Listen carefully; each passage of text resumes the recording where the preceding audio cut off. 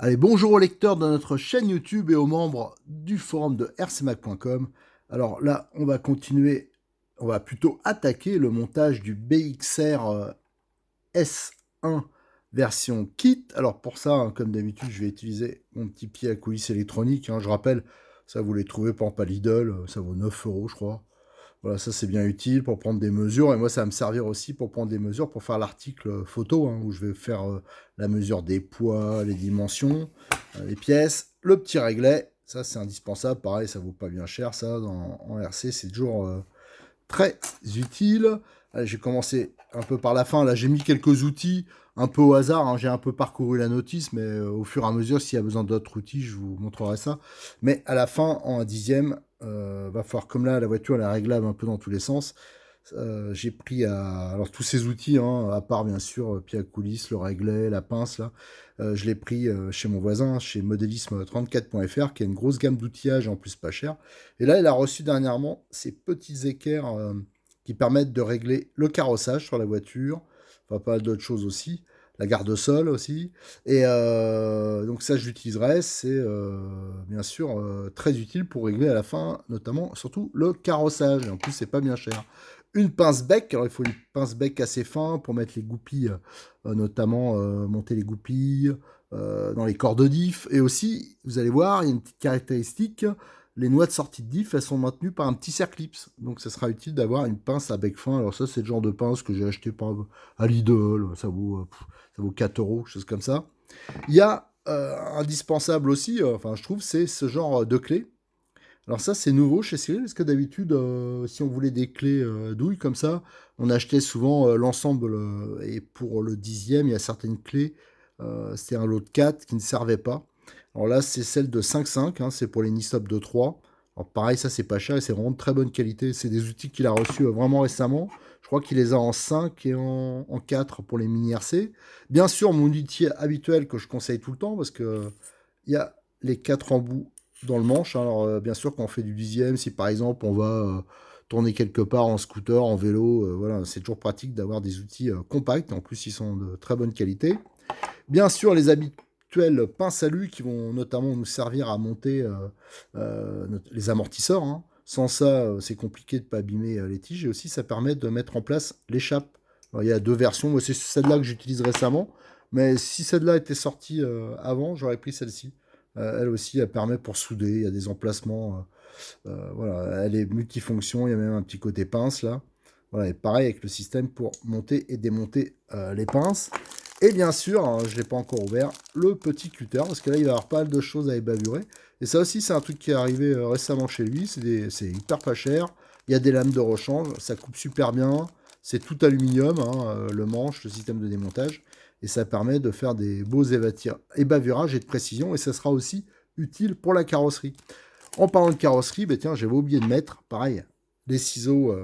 Au lieu de faire un massacre avec la carrosserie, acheter des ciseaux spécifiques. Hein, vous voyez, ils sont courbés. Et c'est pour ça, là, je parle pour les débutants, bien sûr. C'est pour faire les découpes des carrosseries. Pareil, c'est pas très cher. Il y a plusieurs choix de marques. Et je sais pas combien ça vaut, ça peut être 6 euros, quelque chose comme ça, mais c'est des ciseaux. Ça sert pour beaucoup de choses en voiture, pour le montage des voitures. Alors bien sûr, pour le montage, là toujours pareil, hein, en se plaçant dans l'optique d'un débutant, il vous faudra prévoir quelque chose en plus avec votre kit, notamment les huiles. Alors ici, c'est des kits d'huile Optima. Hein. Moi, j'ai pris carrément de la haute qualité. C'est des gros bidons, donc vous en avez pour longtemps. C'est pas pareil, c'est pas très cher. Si vous comptez, une fois qu'on a investi là-dedans, on en a pour des années si on fait que cette catégorie. Alors, il a fait des kits d'huile qui sont bien adaptés parce qu'elle n'est pas fournie dans le kit, l'huile. Donc il faut. Alors je vous donne les références. Hein, c'est des nouveaux lots qu'il a fait. Il avait déjà fait ça pour le nitro. Hein, et, enfin pour les 1/8, des lots d'huile qui ont eu beaucoup de succès. Et, parce que c'est de l'huile de qualité, ça coûte un peu moins cher, et au moins, là, le choix, il est vite fait, quoi. Je veux dire, on a tout de suite ce qu'il faut. Alors, il y a un lot qui est référence 1392. Alors, c'est le lot d'huile pour les différentiels. Donc, c'est 2000 à l'arrière et 7000 à l'avant. Et toujours dans cette gamme d'huile Optima, hein, sismique. Voilà. Il y a le lot 1393. Et là, il y a de la 600 et de la 400 pour les amortisseurs. Voilà. Si vous voulez faire un montage sympa, c'est les lots qu'il vous faudra. Pour tout ce qui est graissage des ponts, enfin tout ce qui est graissage, vous avez donc les huiles que je vous ai déjà présentées, hein. Je rappelle, j'ai fait une vidéo sur tout ce qui est les huiles, les freins filets, tout ça. Je vous invite à la regarder, ce sera utile pour votre montage. Donc il y a de la graisse lithium ou de la graisse molybdène. Là, bon, après, c'est un choix. Moi, je vais continuer à utiliser la graisse lithium, qui me sert pour tous les montages. Alors bien sûr, il y a des montages qui peuvent être avec des huiles des graisses un peu plus fluides. Mais bon, moi au moins celle-là, je l'utilise partout. Voilà, pour les débutants, je préfère en conseiller qu'une. Mais vous pouvez utiliser celle-là aussi, qui résiste très bien aux hautes températures et qui est un peu plus fluide, nous dirons. Après, ce qu'il nous faudra, moi j'ai toujours mon petit bidon, hein, c'est de l'huile moteur, hein, celle de votre Twingo, comme je dis souvent. Voilà, vous en mettez dans un petit bidon, comme ça, un ancien bidon d'huile. Au moins, là, ça permet de lubrifier pas mal de choses facilement et surtout, ça coûte que dalle. Voilà. Hop, on fait tout tomber. Bien sûr, ça, c'est le frein filet à Cyril, hein. Alors, pareil, c'est pas très cher. C'est le frein filet pour le montage, ça sera indispensable. C'est pas qu'il y a beaucoup de choses à faire au frein filet, mais il y en a. Et bien sûr, il faudra coller les pneus. Donc là, l'habituel cyanolite sismique, là c'est de la... c'est pas la fluide qu'il y a. Bon, d'habitude j'utilise la fluide, mais bon, c'est pas très gênant. Je crois que nous avons fait le tour de tout ce qui est lubrifiant, huile. Alors peut-être qu'il faudra du double face, tout ça, je le sais pas encore. Alors pour la notice, hein, je l'ai déjà montré, mais je peux le refaire, hein. Vous avez d'ailleurs, au début, ils disent un peu les outils. Je n'avais pas trop fait gaffe, mais vous voyez, en fin de compte, c'est plus ou moins ce que je vous ai dit, hein. Là, c'est un lot de 4 outils. Mon outil manche, il remplace les 4 en un. Là, vous avez les douilles, les ciseaux que j'avais conseillé, la petite fraise aussi. C'est vrai que ça, je n'ai pas montré. Bon, ça, on regardera au fur et à mesure du montage. Les graisses de transmission, le frein filet. Ouais, la colle, voilà, bon, on revient exactement sur ce que j'ai montré. Bien sûr, avec la version cuite, hein, mais ça, je vous montrerai après. Va falloir prévoir le cerveau, le chargeur, tout ça. Là, vous avez les vis, normalement, je pense qu'elles doivent être à l'échelle. Et là, vous avez les appellations, hein, ça veut dire ici les indications pour quand il faut mettre du frein filet, de la graisse de transmission, de l'huile silicone, de la colle. Et là, vous avez toutes les instructions. Là, c'est plutôt... Je vous invite à bien lire tout ça. Et nous, la première étape, hein, qui va nous intéresser sur cette vidéo, c'est le montage du différentiel. Alors, pour cette première étape, on peut voir, hein, ça pour ceux qui ont déjà regardé d'autres vidéos de montage de produits Hobbytech, c'est souvent comme ça, ils emballent tous les éléments indépendamment. Vous voyez ici les joints, les noix, les planétaires, tout ça, c'est voilà, vous voyez, c'est individuellement. Donc c'est facile à retrouver. Bon, par contre, ça demande un peu de boulot de déballage, mais ça, c'est pas bien grave. Et ici, vous avez donc tout ce qui est goupilles, les joints. Vous voyez les fameux petits circlips, hein. Donc c'est un montage un peu particulier. Ici, vous avez les satellites. Et tout ça, vous voyez, c'est thermoformé. Enfin, je ne sais pas si on appelle ça comme ça, mais en tout cas, c'est un emballage un peu individuel. Et ici, vous avez donc les couronnes de coupe conique, hein, qui sont en acier. Alors, c'est les mêmes, hein, j'ai regardé les références, c'est les mêmes qui équipent le BX8 SL. Donc, il y en a un huitième où on met des fois des gros moteurs. Donc, au niveau fiabilité, je me fais absolument aucun souci. Et les corps de diff, d'ailleurs, les pignons, tout ça, les planétaires satellites, c'est les mêmes, hein. Par contre, les corps de diff, j'ai comparé, j'ai mis à côté, et je comprends pas, c'est pas la même référence. Enfin, je regarde ça un peu plus attentivement. D'ailleurs, je vais vous montrer. Ici, j'ai ouvert un diff de BX8 SL. Moi, je vois pas trop la différence. Alors, je l'ai montré un peu plus. Pour moi, c'est la même taille, tout ça. Il faudra que je décorte un petit peu plus pour voir. Alors, on peut voir ici, c'était le montage des RTR, hein. On peut voir que c'est juste une petite noix de graisse à l'intérieur. Alors l'avantage du kit, c'est qu'on va pouvoir le monter un peu comme les voitures de compétition, hein, avec l'huile silicone qui va bien, donc ce sera nickel. Là, on peut voir que c'est des pignons en acier, et il y a que 2 satellites. Mais à mon avis, c'est normal, parce qu'à un moment, je vais vous montrer un autre diff qui vient aussi d'un BX8 SL. À un moment, il y avait quelques petits problèmes de fiabilité sur les BX8 SL au niveau du diff central. Et ils avaient changé, alors là, c'est des pignons, des satellites qui sont en acier, donc c'est très résistant. Tandis que là, c'était une matière moulée, un alliage d'aluminium, je pense. Et vous voyez, ils avaient mis 4 satellites, et malgré ça, ça cassait. Voilà, donc ils sont revenus en SAV, ils redonnaient des pignons métal. Voilà, et donc c'est ce qu'on retrouve sur notre voiture, hein. Le BXR, c'est donc équipé de pignons métal. Donc je pense qu'il y a sûrement possibilité de mettre 4 satellites, mais on va voir, les axes de satellites, ils sont pleins. Il n'y a pas la petite encoche qui permet d'en mettre 2, hein, comme on a ici, hein, vous voyez, qui se croisent. Et donc il y a une encoche au milieu. Et là, il n'y a pas. Alors bon, il y a peut-être sûrement moyen pour ceux qui veulent vraiment de prendre ces axes-là. Ils existent, hein, en pièces. Et de monter. Mais je pense que c'est pas comme un huitième. Je pense que c'est quand même largement moins nécessaire. Et donc pour déballer, quand vous allez déballer, si vous êtes débutant, moi je vous conseille de faire comme moi. Vous voyez, moi je prends des petites boîtes, hein. C'est des boîtes de yaourt, de fromage frais, tout ça. Et chaque élément, je les mets dedans. Quand j'ouvre un sachet, voilà, je sépare tout. Ça permet de rien perdre et de s'y retrouver. En plus, le fond est blanc. Voilà, il n'y aura aucun problème. Allez, maintenant, je vais tout déballer. Allez, là, j'ai sorti tout ce qui va servir à monter un différentiel, hein, si j'ai rien oublié. Donc, la couronne métallique, le corps de diff. Alors là, je l'ai dit aussi pour les débutants, hein, les noms. Là, vous avez donc les joints papier. Ici, vous avez les rondelles qui vont être placées derrière les planétaires, hein. Donc ça, c'est bien les planétaires en acier. Donc ça, je veux dire, si vous arrivez à les casser, là, quand même, vous serez fort. Ici, vous avez les satellites qui sont aussi en acier. L'axe de satellite. Ici, ça, c'est la bague métallique, voilà, qui vient se mettre ici, hein, dans le corps plastique, hein. C'est en fin de compte pour pas que la noix de sortie, elle frotte que sur du plastique, c'est quand même plus solide. Ici, vous avez les joints toriques qui servent à l'étanchéité là, en sortie de différentiel. Et ici, les petits clips qui vont se mettre ici et qui vont maintenir en fin de compte la noix, hein, c'est pour éviter qu'elle parte. Alors ça va être le petit point où il faudra faire un peu attention, bien sûr.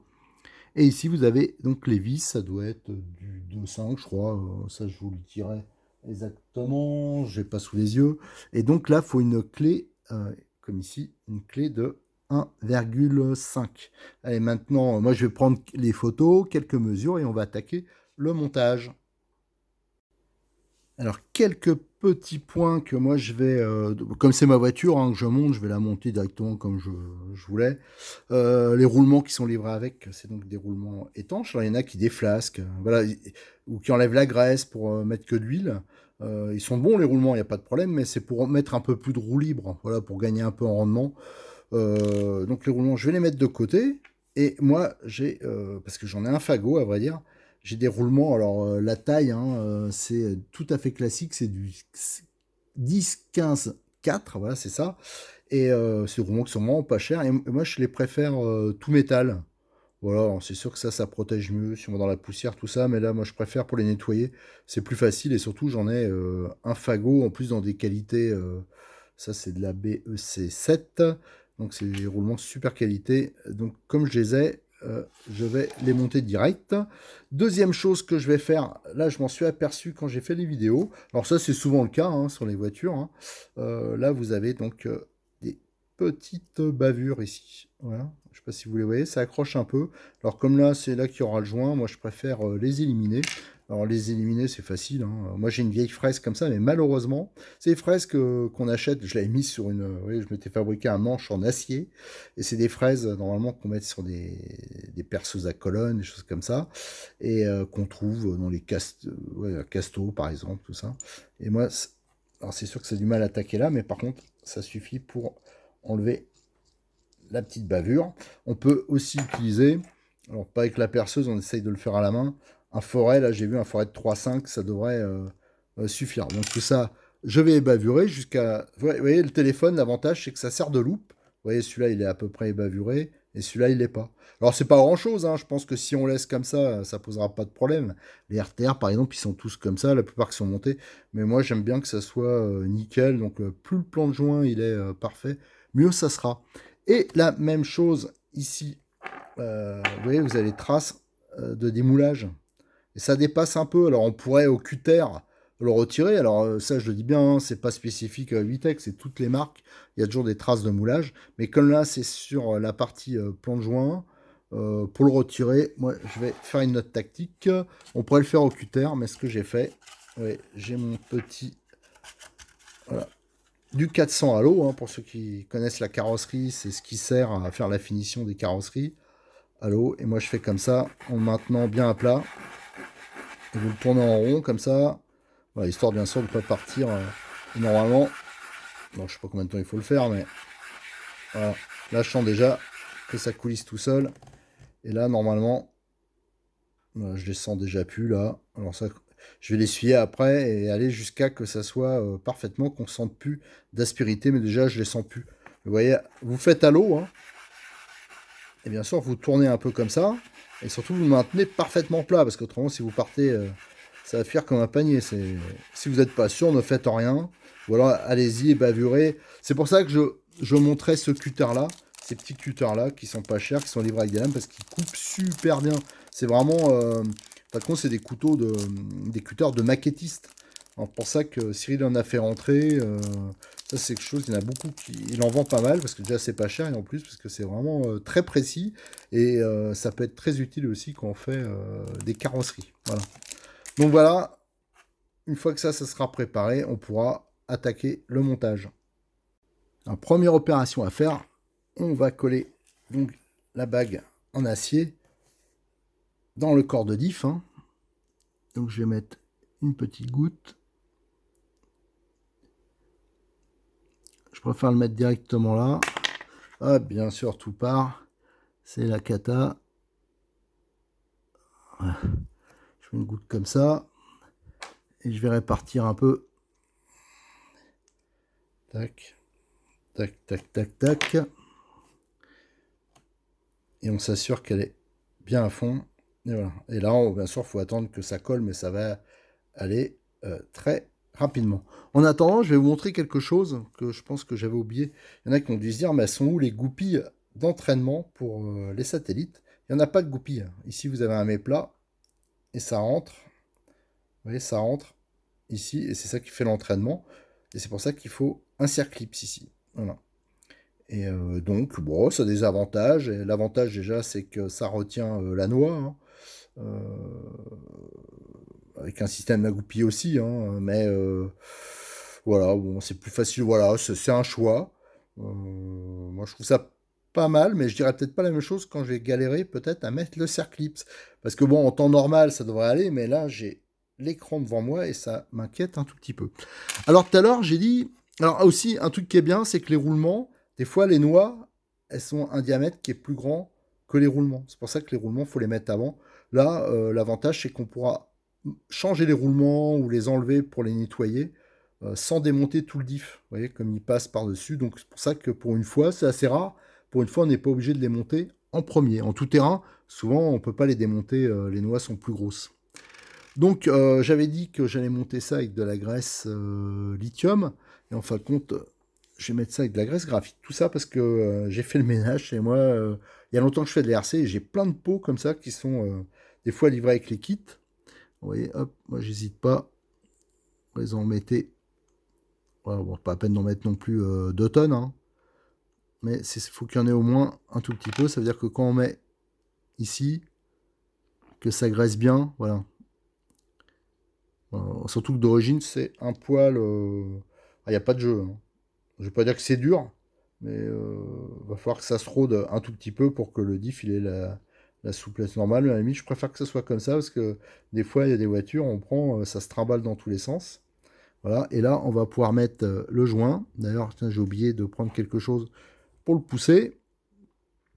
Voilà, le joint, je voulais le graisser, mais là, j'en ai mis tellement de la...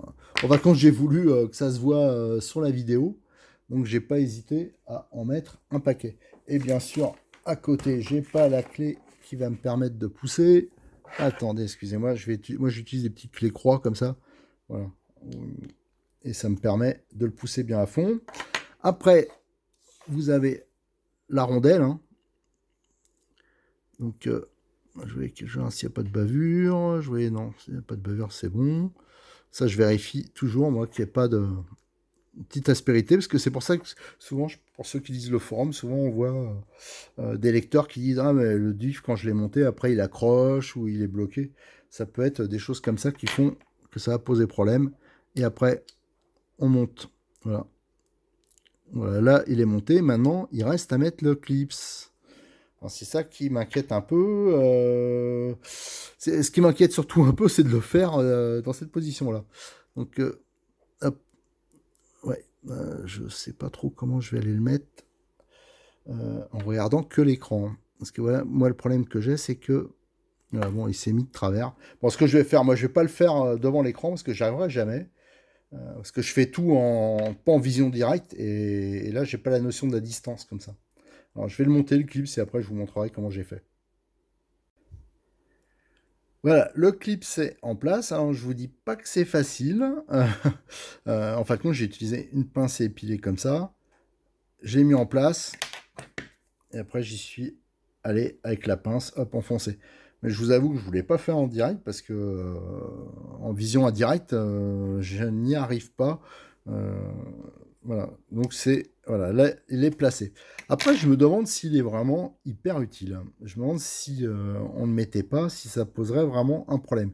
Surtout qu'il met pas mal de pression sur le joint là. Et en fin de compte, il s'avère qu'après c'est un poil dur au niveau transmission. Alors bien sûr, ça va se roder, hein, ça c'est pas un problème, c'est parce que le joint est neuf, tout ça, et qu'il n'y a aucun jeu. Mais je me pose la question si on ne le mettait pas, quel est le risque? En fin de compte, le seul risque qu'il y a, je pense, ouais, c'est par rapport au jeu du cardan. Mais je suis pas sûr que ça soit à 100% nécessaire. Faudra que je vois après d'expérience quand on aura utilisé un moment la voiture. Ben, je verrai s'il y a beaucoup de jeux par rapport au cardan. Si on n'a pas, je pense que ça doit être possible de ne pas le mettre. Ça ferait moins de pression, notamment sur le joint. Bon, à voir. En tout cas, c'est sûr qu'il faudra un rodage pour le différentiel. Allez, on va passer au reste. Et côté couronne, on attaque. J'en mets peut-être un poil moins, parce que tout à l'heure, j'ai été pour noir sur noir. Voilà. L'idéal, ça aurait été... Allez, c'est pas grave. Je vais mettre le doigt, parce que moi, je préfère que... C'est pas sur cette partie-là que c'est intéressant qu'il y en ait, hein, c'est sur le reste, là. Voilà, parce qu'autrement, ça va noircir l'huile silicone s'il y en a trop sur l'extrémité. Bon, c'est pas grave, j'essuierai. Donc là, hop, on met. Moi, toujours, je le fais en tournant. Voilà. Là, pareil, il n'y a pas de jeu. Il n'y a pas de jeu. Bon, ça, c'est plutôt bien. Il n'y a pas de jeu du tout. Ça rentre même plutôt dur. Et je vais essuyer l'excédent qui est sur la partie plate. Hein. Ça, je l'ai fait après sur l'autre aussi. C'est pour pas que, en fin de compte, ça se mélange ensuite avec l'huile silicone.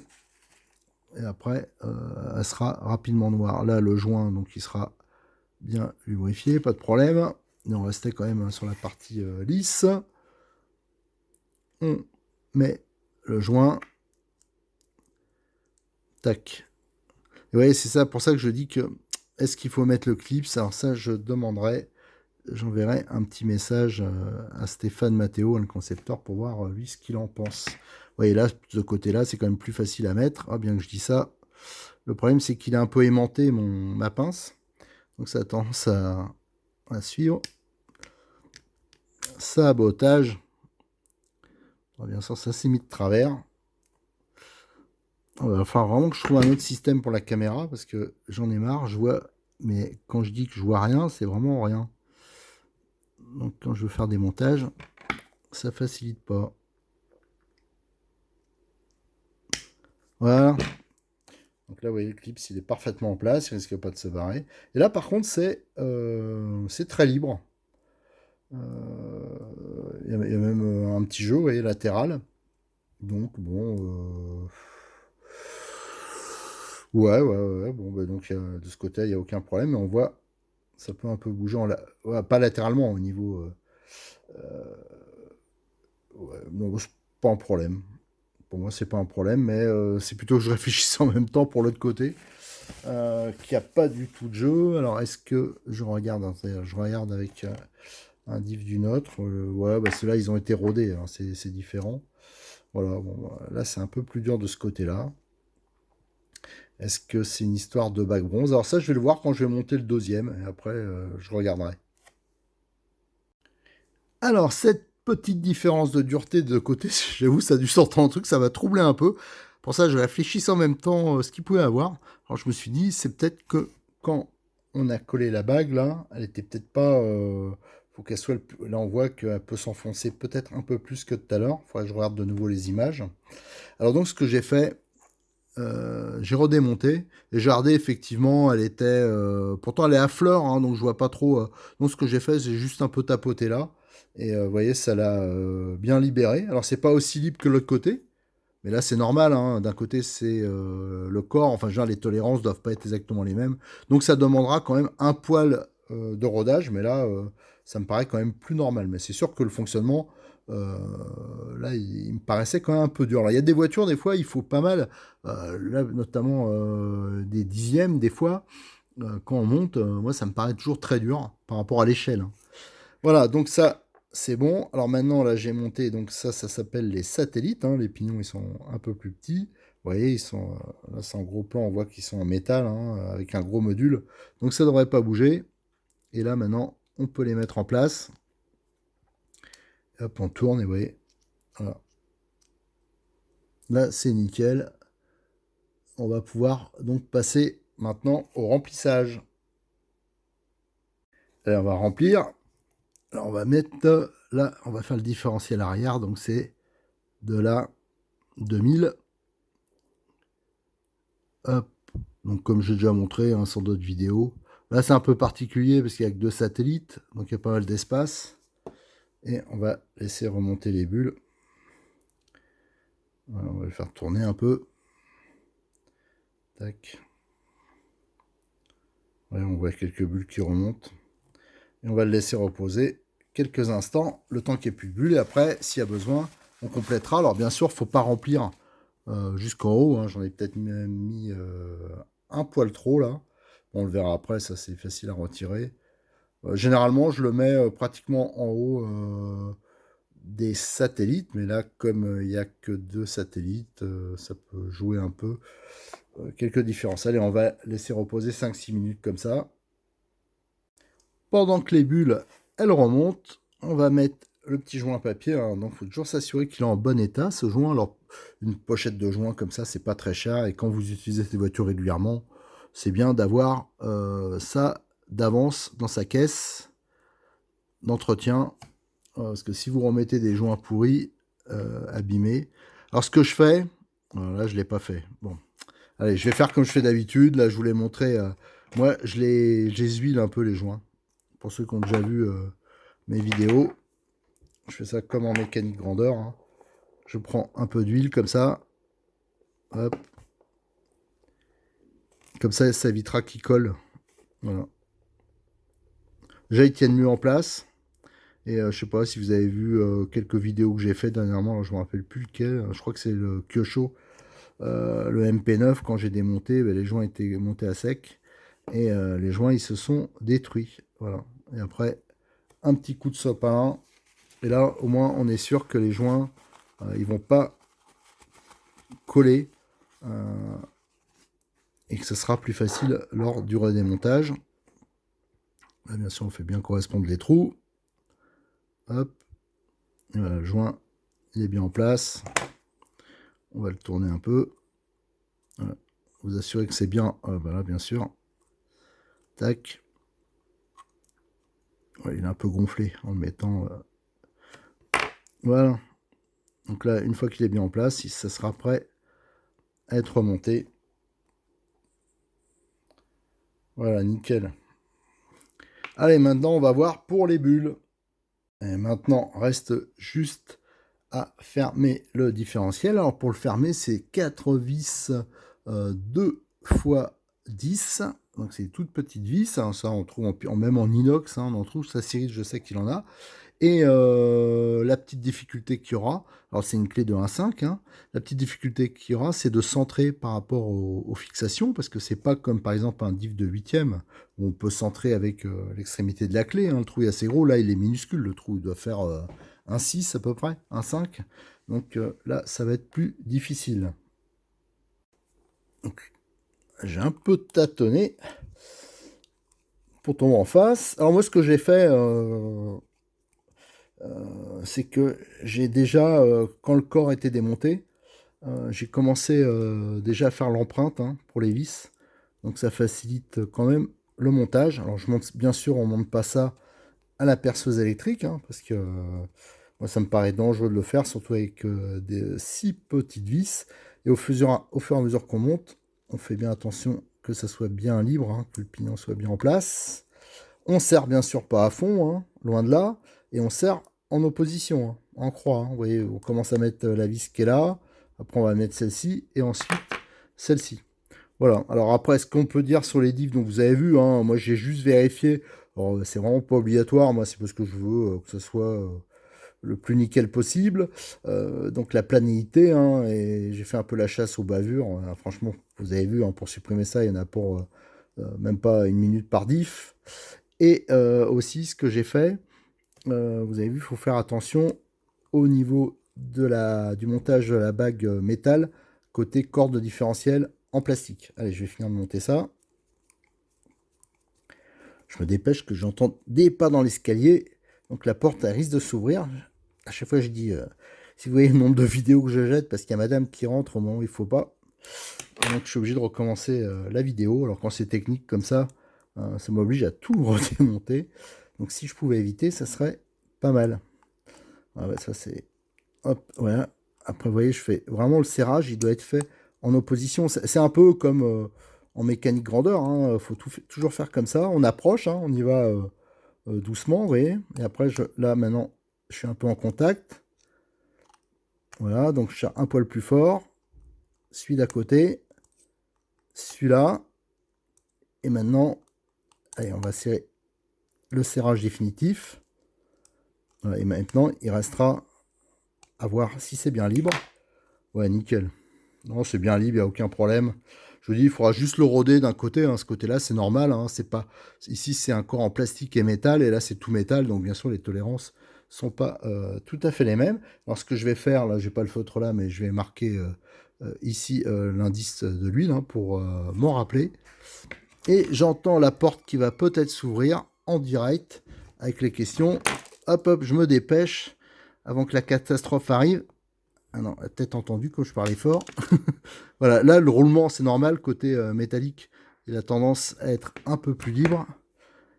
Et là, ouais, voilà, là, il est bien enfoncé. Voilà, côté plastique, donc il rentre plus dur que côté métal. Alors, côté métal, on peut mettre éventuellement du sel roulement, mais c'est pas obligé. Voilà, donc l'ensemble, là, il est monté, il est prêt à être utilisé. Je vais juste ici noter l'indice de dureté. Alors après, pour le reste, bah, je vais monter le deuxième diff, donc avec de la 7000. Là, c'est le diff arrière, avec la 2000. Et je vous donne rendez-vous donc pour une prochaine vidéo, où alors là, on va commencer à monter les cellules. Allez, je vous remercie, à bientôt sur notre chaîne YouTube et sur le forum de rcmag.com.